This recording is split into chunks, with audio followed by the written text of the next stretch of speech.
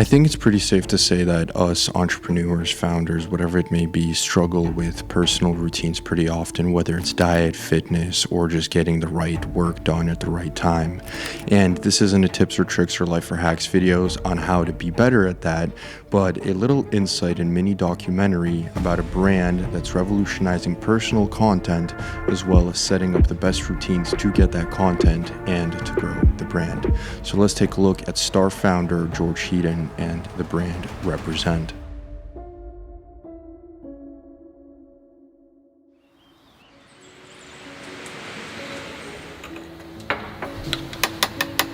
What if you could speak it into existence? Just say something outright crazy, and then it goes and becomes the truth. I want to run a marathon. I want to climb Mount Everest. I want to grow my business to 9 figures, whatever it may be. You'd probably think you're Gandalf or some fucking magician of sorts, but in truth, you'd just be George Heaton and his team, the magician we're talking about in this case. First session with a coach. Can't believe it, man. Finally done it. I would like to get a sub 3 this year. It's a collaboration which we will launch when we launch the store over in LA. But the difference between a magician and a mogul is the fine line of what happens on game day. Does the guy beat his personal best? Does the product sell out? Does the launch outperform? That's besides the point. George and Represent haven't built an early stage empire only from promises and media appearances. The reality is the content we see from the brand is not only for us, but for the founders and the brand themselves.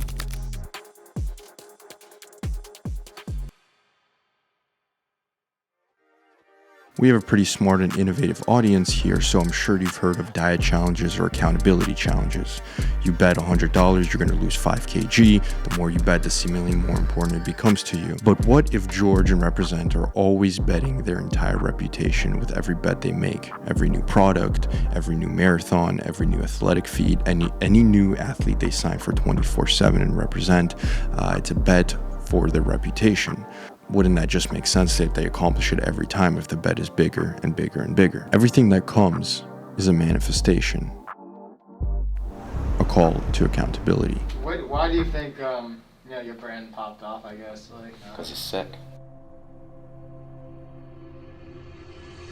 So I've pulled up my Twitter really quickly, and in my bookmarks, I actually have a George Heaton tweet saved right here, and his schedule for one of his days: wake up, 1 hour run, announce Oasis collaboration, 2 press interviews, 2 design calls, 1 strategy meeting, drop the YouTube doc, 4-hour lookbook shoot. Wild. This is seemingly every single day for George Heaton, and I decided, instead of talking about it, why not go and try it myself? So I'm going to pack my day as much as, or as close to, George Heaton's and Represent executives as possible, and let's see how I feel afterwards.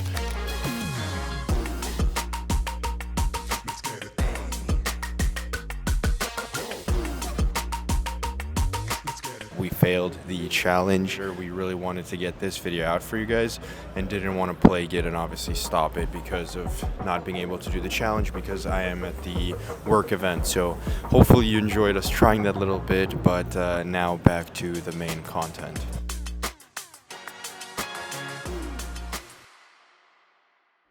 Let's be honest, the top comment on this Reddit post is correct. Does Represent take inspiration and do their designs look like designs of other companies? The answer is yes.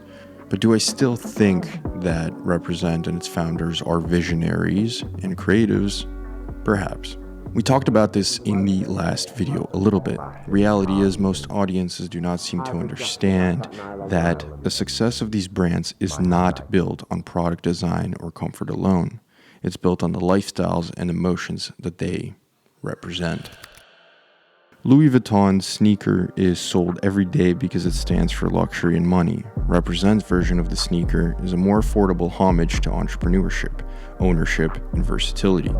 I don't think most digital critics understand that people are awakening to the reality that great products aren't made by those who are first or those who charge the most.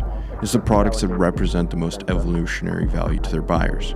But at the end of the day, our community isn't a peanut gallery that sits back and starts critiquing left and right. So let's take a look at how the kids from Manchester manifested their collaboration with Rolls-Royce. What are we doing? We're shooting the new latest edition custom Rolls-Royce Ghost. Don't know why they've chose me, man.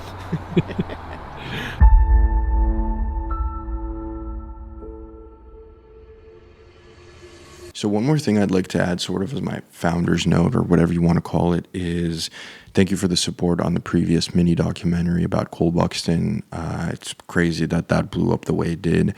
And now I think at the last part of this video, we did critique George and Mike and what they've come up with in terms of products. It's a little bit of, taking inspiration from others or whatever you want to call it. Someone will just say outright copycatting.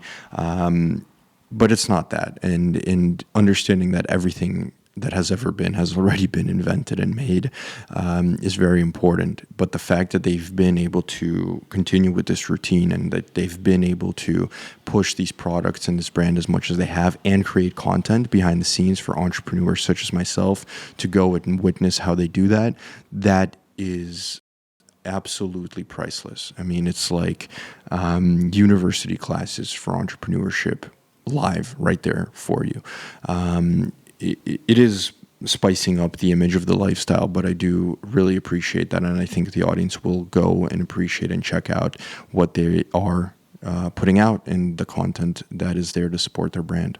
Thank you for watching.